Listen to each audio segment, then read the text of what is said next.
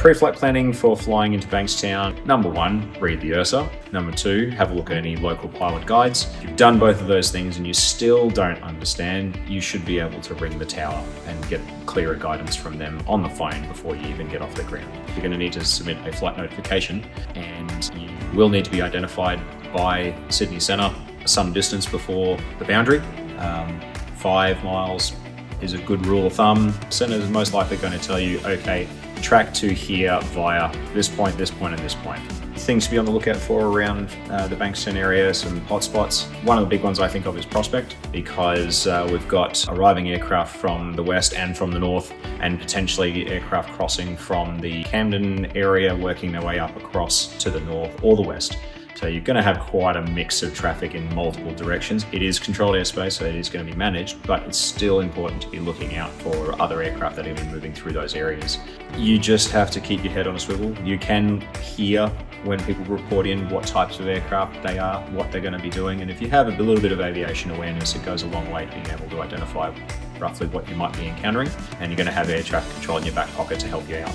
Arrivals and departures from Bankstown, again, are going to be directed, and then you should be told in that circumstance that there is an aircraft and whether they're above you or below you. I'm not saying rely on the tower for everything. You're still responsible for your own safety, but you've got some assistance there. Planning to come to land at Bankstown, the first port of call is going to be contacting Sydney Centre to get identified, be given a code, and to establish what you need your flight path to be.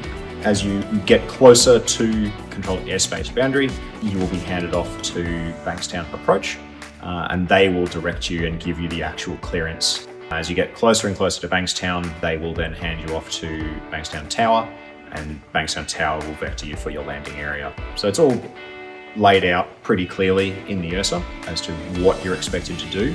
The important thing is on that first contact that you make with Sydney Centre, you want to give yourself enough time before you reach the boundary to get the code, establish the conversation, be identified, and then be told, okay, now contact approach on this frequency.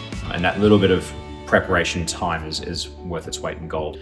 But if you're not sure, or you've been to spend a lot of your time flying in uncontrolled airspace, that can seem pretty intimidating. I'd advise you to look at AIP Gen 3.4. You're not quite familiar with the AIP, in the VFR guide or Visual Flight Rules Guide, Chapter 5 has a fantastic breakdown of exactly the same information in a bit more layman's terms of what you need to read back, when to read it back.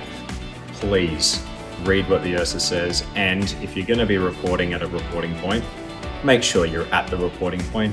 Be accurate about where you are when you say, I'm at this location. That means that you should be at that location.